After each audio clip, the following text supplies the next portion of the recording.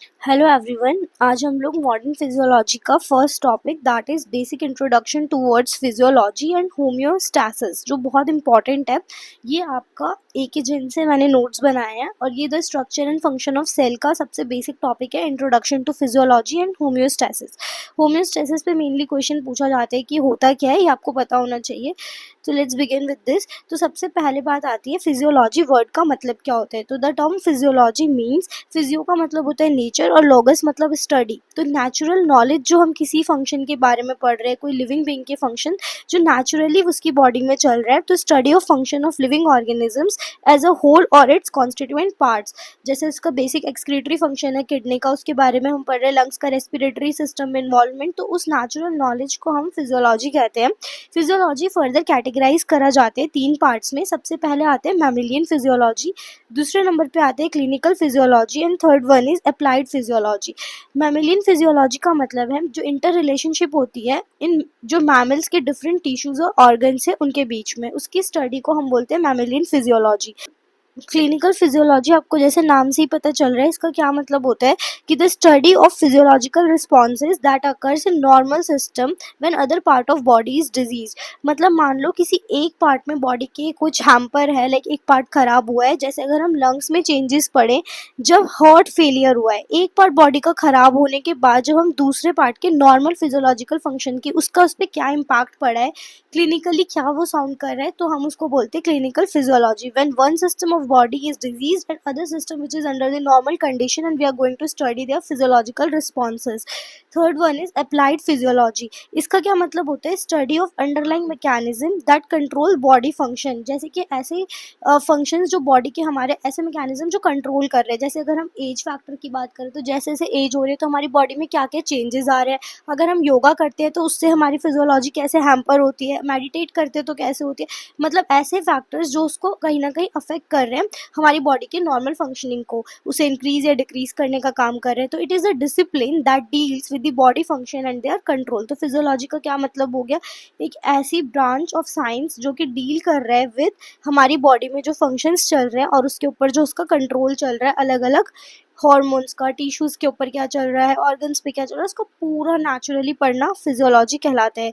फिर आते हैं homeostatic regulation which is very very important कि होम्योस्टैटिक रेगुलेशन होता क्या है। सबसे पहले बात आती है कि इसका मतलब क्या है। तो पहले इसे देखा किसने था, इसको फर्स्ट रिकॉग्नाइज किया था क्लॉड बर्नेट ने, ठीक है। उसके बाद इसका मतलब क्या होता है, जो हमारी बॉडी है उसका एक इंटरनल इन्वायरमेंट होता है जो बाहर के इन्वायरमेंट से अलग है, जिसको हम बॉडी फ्लूइड एक इंटरनल इन्वायरमेंट फॉर्म करते हैं, उसको हम मिलियो इंटीरियर भी बोलते हैं। तो होम्योस्टेसिस एक ऐसी कंडीशन है जो बैलेंस बना के रखता है हमारी इंटरनल बॉडी इन्वायरमेंट का विद एक्सटर्नल, ठीक है। बॉडी के अंदर the condition of balance in the internal body environment. तो इसमें वेराइटी ऑफ फिजियोलॉजिकल मैकेनिज्म होते हैं जो हमारी बॉडी के इंटरनल एनवायरनमेंट को स्टेबलाइज करके रखते हैं, नॉर्मलाइज करके रखते हैं।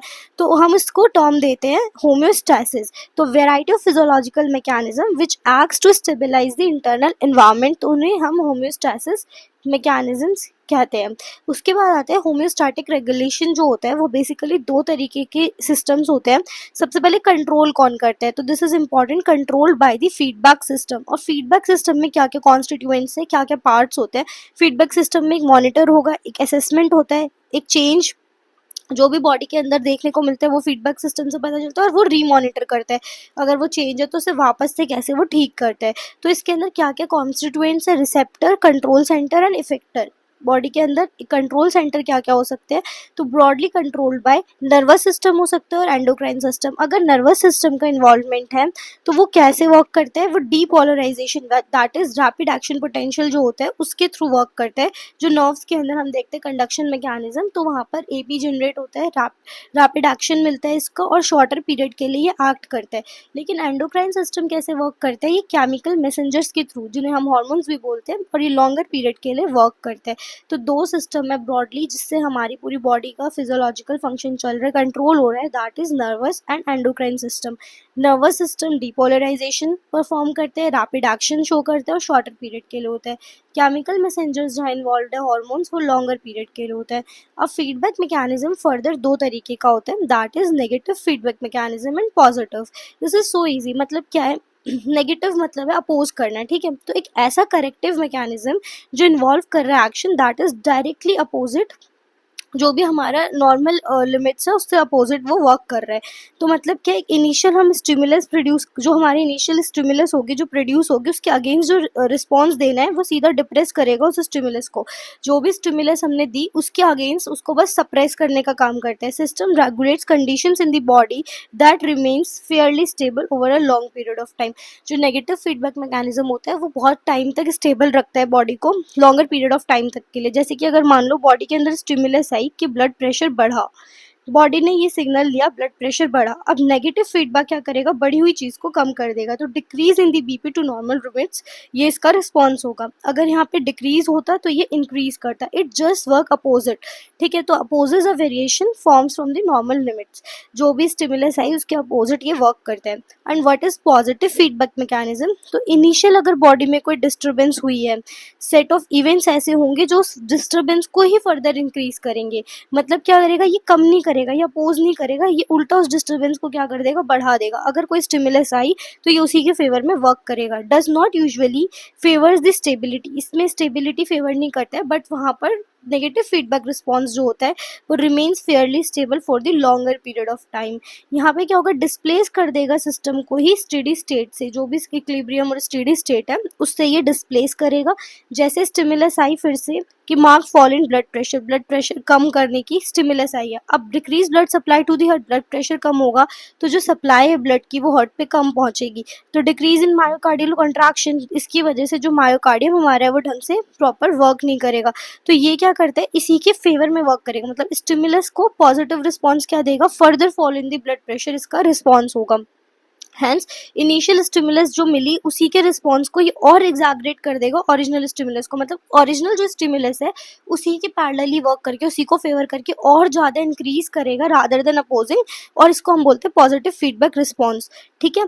अब जैसे कि एक एग्जाम्पल और है कि हमारे ब्लड वेसल्स में इंजरी हुई तो इनिशिएट्स क्लॉटिंग प्रोसेस, जिसकी वजह से हमारा क्लॉटिंग मैकेनिज्म स्टार्ट होता है। क्लॉटिंग प्रोसीड हुआ, फिर केमिकल्स रिलीज होते हैं, वहाँ पर क्लॉटिंग फैक्टर्स रिलीज होते हैं, तो ये फर्दर जैसी रिलीज ऑफ केमिकल्स है इसको और इनिशिएट करेगा, और ज़्यादा केमिकल्स अगर रिलीज हो रहे हैं तो उसे और बढ़ाएगा, जिससे कि वहाँ पर क्लॉटिंग प्रोसेस और फास्ट होने लगे और सील करेगा break in the blood vessel wall. तो इस तरीके से पॉजिटिव फीडबैक मैकेनिज्म वर्क करता है। आई होप आपको ये समझ आई होगी video. Thank you so much for watching this video. Stay tuned for further videos. Do like, share.